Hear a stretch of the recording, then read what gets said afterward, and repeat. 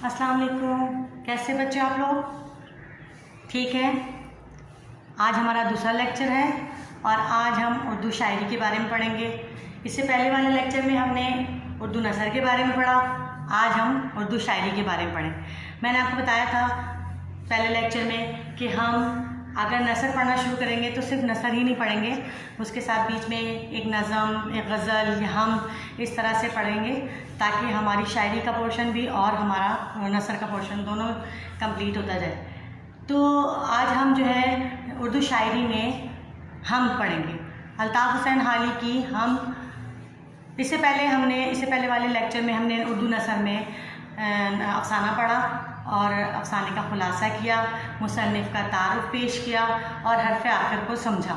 इसके अलावा हमने अपने सिलेबस पर भी डिस्कस किया कि हमारे सिलेबस में उर्दू शायरी और नसर में क्या क्या चीज़ें हैं। ठीक है, आज हम पढ़ेंगे, लेकिन हम को पढ़ने से कबल मैं आपको शायरी के बारे में थोड़ा सा बताना चाहती हूँ कि दरअसल शायरी क्या है। देखिए बच्चों, लुक एट द बोर्ड की तरफ देखिए और देखिए क्या लिखा हुआ है।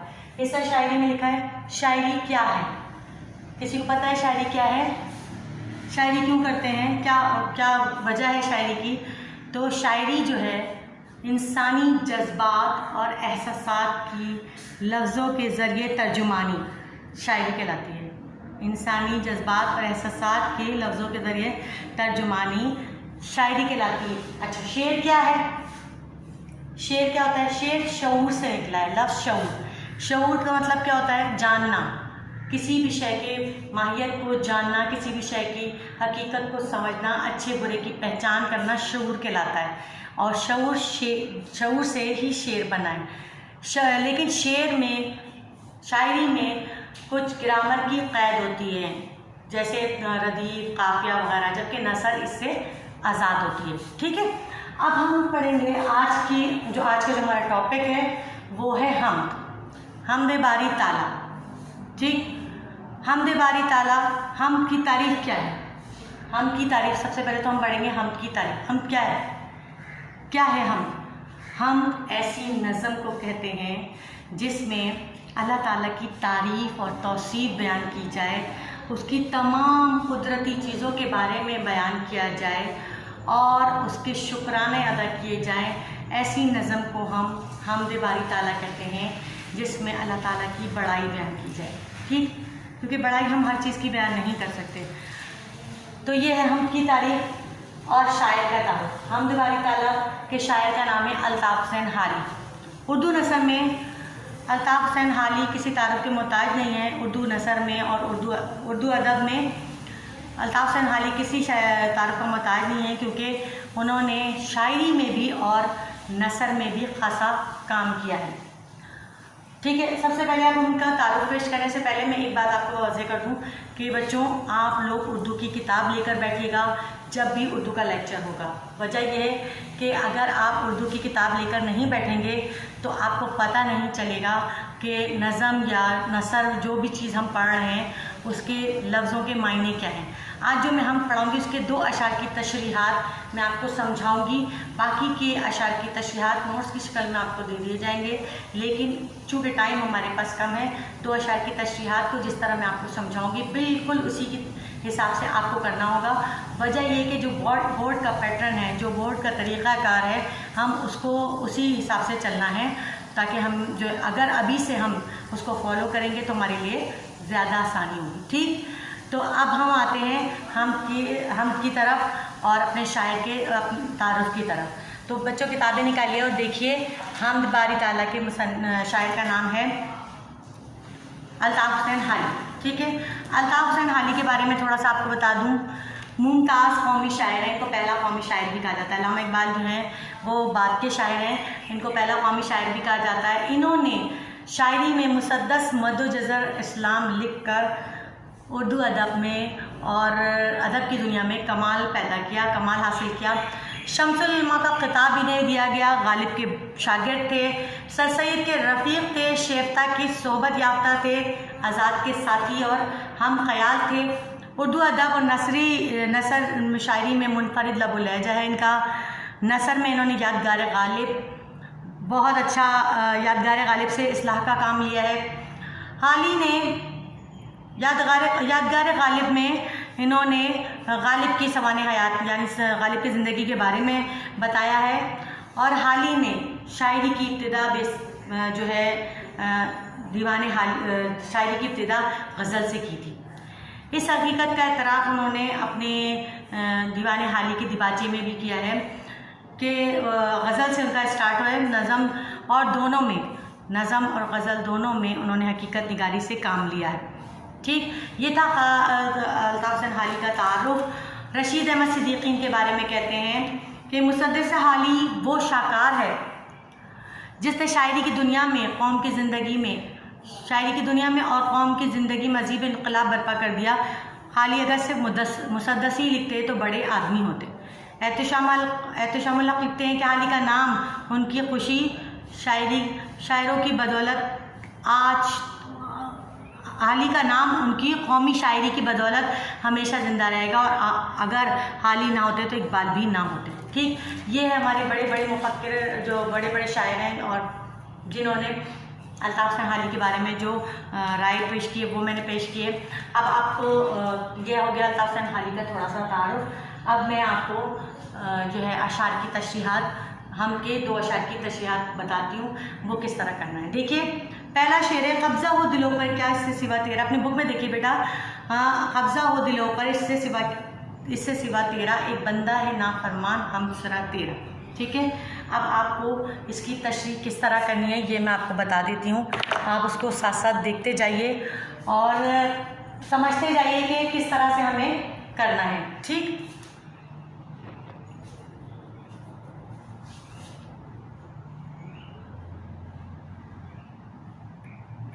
सही। सबसे पहले हमें लिखना है तारुफ,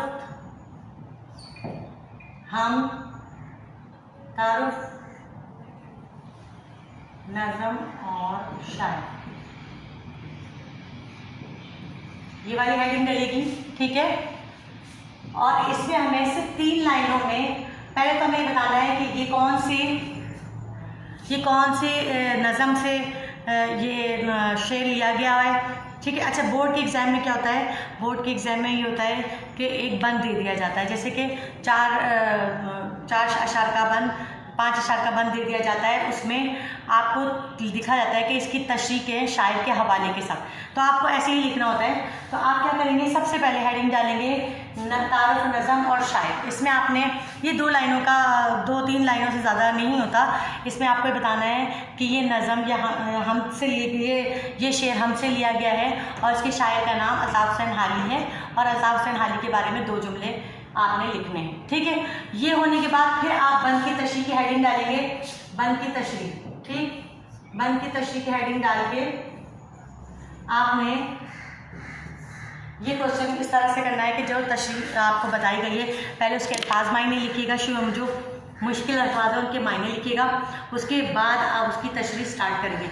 उसके बाद जब आप उसकी तशरीह स्टार्ट करेंगे तो फिर उसकी तशरीह किस तरह से करेंगे। पहले शेर जैसे कब्ज़ा हो दिलों पर क्या इससे सिवा तेरा, इसमें शायर कहते हैं, इस शेर में शायर कहते हैं कि अल्लाह के हमारे दिलों पर तेरा ही कब्ज़ा है, लेकिन उसके बावजूद भी अपने आप को खुद को नाफरमान कहते हैं कि जो नाफरमान जो हैं वो भी तेरे हम्द सना करने से तेरी हम्द सना करते हैं। कितने भी नाफरमान हो जाएं लेकिन तेरी हम्द सना से हम अपने आप को रोक नहीं सकते, और बेशक तेरा ही दिल पे हमारे दिलों पर तेरा ही कब्ज़ा है, और तू ही हमारा बनाने वाला है, तू ही हमारा पालने वाला है, और हम तेरे अलावा हमारे दिलों पर किसी का कब्ज़ा होना भी नहीं चाहिए, क्योंकि तू ही हमारा पालनहार है, तू ही हमारा सबसे बड़ा मालिक है।